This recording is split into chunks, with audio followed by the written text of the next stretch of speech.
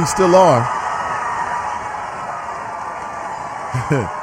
I see you wrote good morning family at 7:40. You still here, Brent? Bernie Sanders. And I congratulate her for that.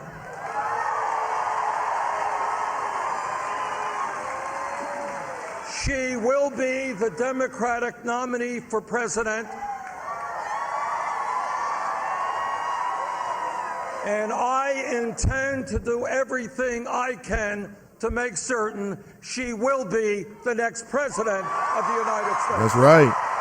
And would you believe it that Donald Trump is courting Bernie Sanders supporters? Because he's like, listen, feel the burn. Don't go to Clinton. Come over to the Donald Trump side. Donald Trump will not be in Cincinnati next week for the National National Association for the Advancement of Colored People National Convention, as NAACP. It'll be here in Cincinnati. And Hillary Clinton, as I understand it, is scheduled to speak, but no Donald Trump, which I believe is a big mistake. The Republicans always do this. They make this mistake every single time. You know, and I've told this to Alex Triantafulu straight in his face, and he gave me that deer in the headlights look. Or maybe it wasn't that. He gave me that like 1,000 miles like down the road look. Like he couldn't even hear what I was saying. And I told him, I said, listen, man, check it. Alex, Chairman, there are a lot of black people that would vote for Republicans if Republicans would produce candidates that make any damn sense at all. Any damn sense at all. And I'll say it again. I'm flatly disappointed again. I was disappointed when Republicans nominated Mitt Romney because I knew he was weak. And even though at that point I was supporting Barack Obama, I still felt as if, again, and you talk about lesser two evils, that don't even tell you the stark contrast between Mitt Romney and Barack Obama. But anyway, I just wanted to hear a robust debate, a robust dialogue, so we can ascertain who really has the best ideas. And here we go again. The Republicans have a man who is one-liner after another, ad hominem attacks, personal attacks, not based on substance. Just grandiose statements. You're going to build a wall and make Mexico pay for it, and they already told you to go F yourself. They already told you. So get the hell out of here, Donald Trump. We're not building no damn wall. And Donald Trump insists that he's going to get Mexico to build a wall. And this is what you're doing? This is ridiculous. Listen, trying to get with Brent. Brent, where are you, bro? I want to know how you feel about Bernie Sanders. Are you still burning your bust? Are you still burning your bust? I know you're out there. If you were a Bernie Sanders supporter, how do you feel about the fact that now he's just he's rolling for Clinton? And we knew this was going to happen. Come on, man. We kind of knew this. I could tell during the first debate because Bernie Sanders had an opportunity to really go after Hillary Clinton. To really go after her. She was vulnerable on a lot of different issues. And he didn't. He didn't. He kept to the same song about Wall Street. And we get it. He's right about it. I'm interested. See, I'm more interested in the relationship between and what really happened. And see, you notice how the Republicans never touched this, right? I'm more interested in what was said and what was promised between Clinton and Wall Street than I am about Hillary Clinton and her emails. Did you notice how the email scandal covered up everything, the points that Bernie Sanders made about Wall Street? He's not going to say that now, but he really could have nailed her to the wall, so to speak. Never did it. He never did it. And when I saw that, I thought, this man ain't for real. I'll be honest with you. I thought, this man ain't for real. He ain't real out here. Brent writes, Bernie was forced to endorse Hillary. I noticed his body language and I wasn't convinced he wanted to. I believe he was encouraged to do so by the powers that be, i.e. the Bilderbergers. She will still not get my vote, and this primary has forced me to change my party affiliation to independent. Well, welcome to the club. I've been independent since 1996, right? Since 1990, maybe it was 2000. Since 98, maybe, somewhere around it. Between 96 and 2000, I became an independent because I realized that the problems that we have in this country are the manifestation of either the work that they do or the lack of work that they do. And I'm talking about the politicians, Democrat and Republicans. They're both to blame for this. And primarily, you got a lot of white males who have been representing various locations, geographic locations, districts, as you want to call them, states, regions, and they haven't really been representing. And that's why the country looks the way it looks, period. Crystal writes, it's a Hillary Clinton campaign office on the corner of Gilbert Avenue and McMillan, FYI. I need to speak with those people and let them know that we've got a platform here. And Dale writes, I agree with Brent, but Hillary will not get my vote. I'm leaning to the independent party side. Wow, really?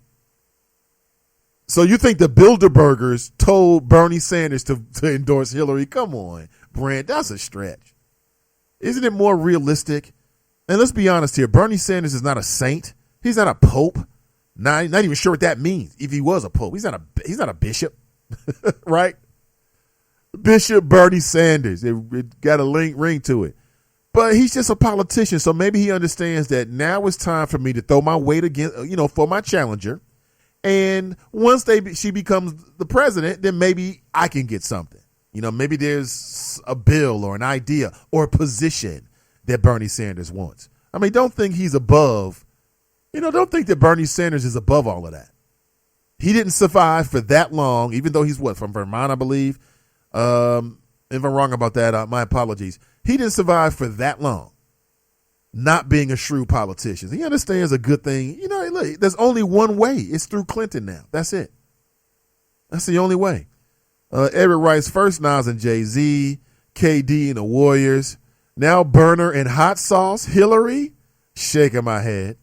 No vote is all is a vote for Trump, Brian writes. Absolutely. Absolutely. Someone writes, like I said, not even a year ago, these cops think they're judge, jury, and executioner on the spot. So sad. Yes, they did. Ed writes, Nate, did you hear about the football player that posted a pic of a police officer's neck bling slice? He's given up his first check. No, I'll check into it.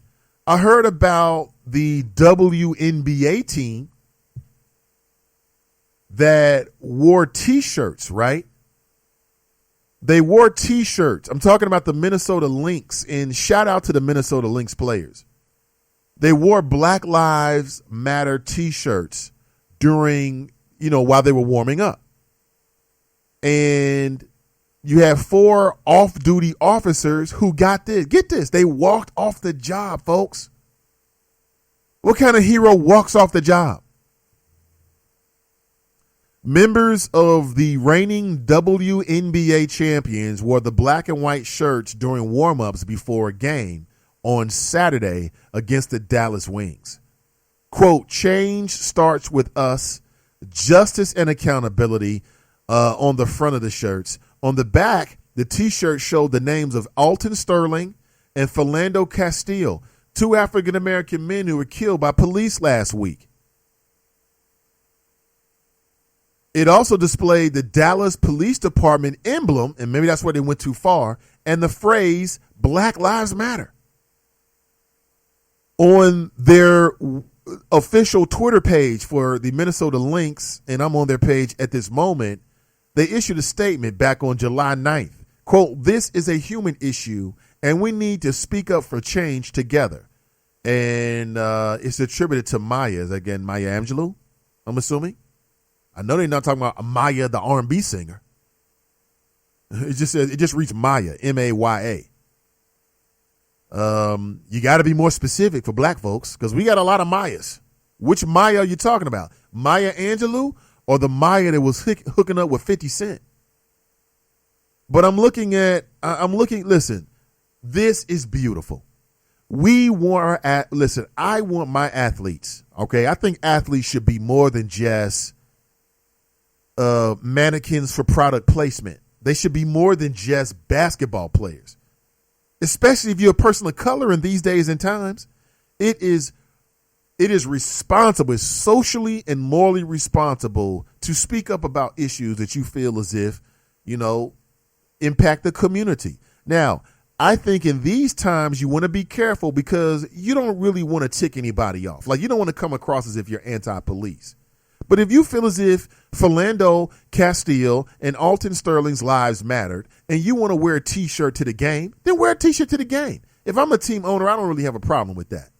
I think this is social responsibility. And for what I know about navigating relationships with audiences and things like that, is that when you're real and you show you got real concern and you actually putting action behind it in those communities and you're investing in your audience, that's when your audience is going to invest in you. And you have 4 officers that walked off the job. And the union, the Police Officers Federation of Minneapolis, again, POF, Police Officers Federation, is the opposite of FOP. They issued a statement saying basically there could be more officers that walk off the job. Quote, while I do not condone the actions of the officers, I realize how every member of law enforcement throughout this country, including myself, is feeling right now. Deep. In a statement, that was the police chief, Janae Harteau, in Minneapolis. She says she understands how the off-duty officers felt, but does not condone their actions. Who the hell is walking off the job? Those officers should be seriously reprimanded. You don't take a job and then walk off the job because somebody has a T-shirt on. Come on, man. That's weak. Come on, law enforcement. I know you're listening, John, whoever. That's weak as hell. That is weak as hell. You telling me you can't take the fact that a couple females, players, have T-shirts on that you don't like? Oh, it hurt my feelings. Well, I'm not going to protect you then. Those are not the kind of officers that we want on the force. I'm going to be honest, those officers should not be on the force, straight up. Because what they're showing you is that they have a willingness to put their personal viewpoint, their personal feelings in front of their duty. And aren't those exactly the kind of folks that we don't want on the force? I mean, there's some actions that you just can't overlook. There's some actions that you can take that can make you look real bad to certain people. This makes those officers look real bad. I could never trust them again. Like, if I hire you for a gig and one of my workers shows up with a T-shirt on that you don't like, you might just walk away. Now, what are those officers that walked away and then something terrible would have happened because of their absence, because of their lack of presence? They should be charged with crimes. Any officer that walk away from a paid position because somebody has a damn T-shirt on that you don't like is not the type of person that should be a police officer. Now, you tell me, if an officer is going to walk away from a job like that because they've got T-shirts on, and I'm looking at the T-shirts. I mean, they're all black and white, the same way that the Cincinnati Bengals uniform should be. It should be black and white. There are black and white Bengal Tigers. That's number 1. 2, it'll look better. And 3, the monochromatic color scheme will match the divisiveness in the community. All right?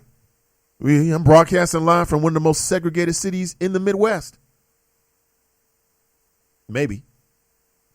On the front, it reads, change starts with us. And I like that.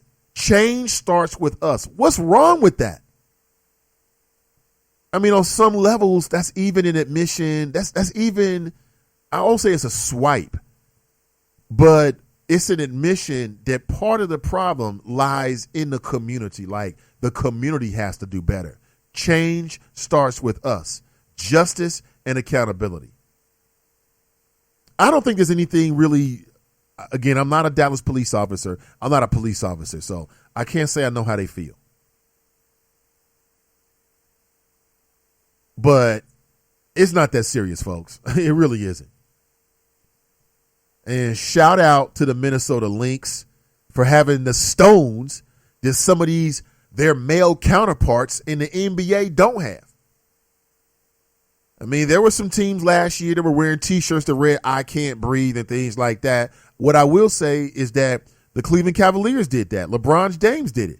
But the problem with it is that you're wearing a T-shirt that reads, I can't breathe. That happened in New York, LeBron James.